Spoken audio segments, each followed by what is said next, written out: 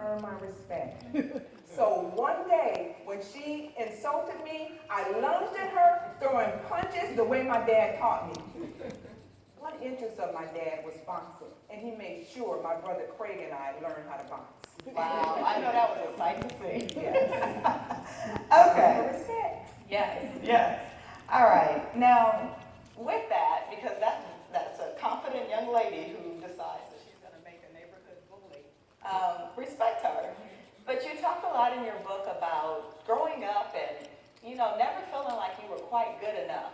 But you accomplished so many things and you continue to accomplish so many things. Can you talk about that? Sure. I grew up in a neighborhood where many kids never got out. My parents pushed my brother and I to achieve more. They saved for us to have a better education and opportunities.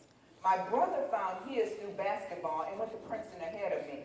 I found mine in academics, but for every new challenge, that same question surfaced: am I enough? That didn't stop me. It only fueled me and determined and challenged me. Even when a high school counselor said she didn't think I was Princeton material. Wow, and you proved her wrong, right? Yes. Okay, so everyone knows your famous husband. I mean, who doesn't know President Barack Obama? And, even though we want to acknowledge him, we're focusing on you because you've written this best-selling book. Can you tell us, though, because one of the things people may not know about your husband is that he had a very interesting view of marriage when you guys first met. Barack came from a family where his Kenyan father married his mother while he was married to a Nairobi woman.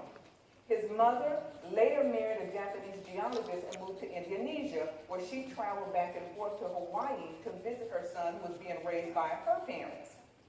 He did not grow up with the same type of family stability that I had, and he was not a big fan of marriage in the beginning.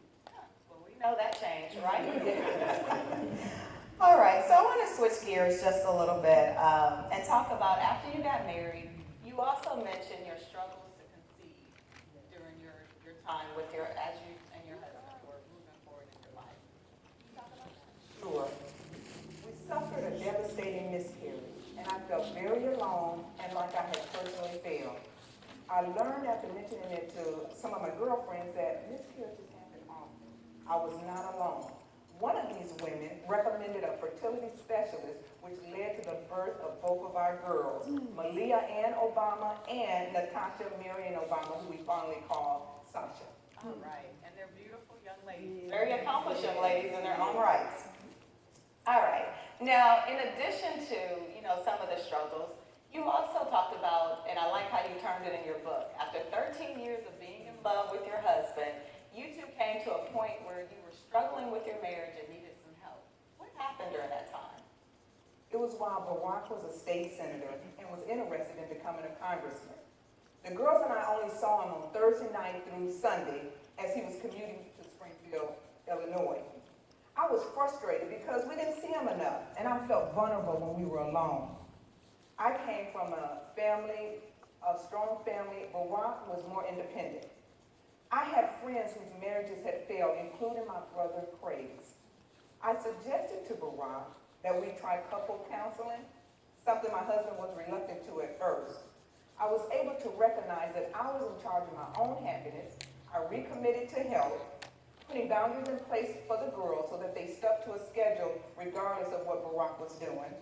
My husband and I were able to communicate better and move forward from that in our marriage. We saw in the White House and the campaign how you two stuck together. So my audience really wants to know, what was it like living in the White House? Like a fancy hotel that only you and your family lived in. The master suite was bigger than the entire second floor that I shared with my family growing up.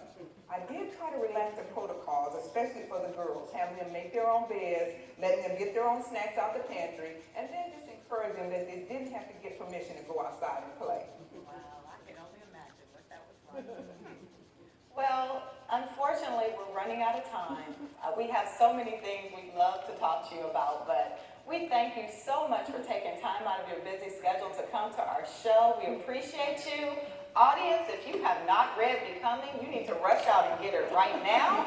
Please, thank our special guest, Mrs. Obama, for spending time with us this morning. We look forward to having you in the future. And tomorrow on our show, we will have another special guest. Thank you.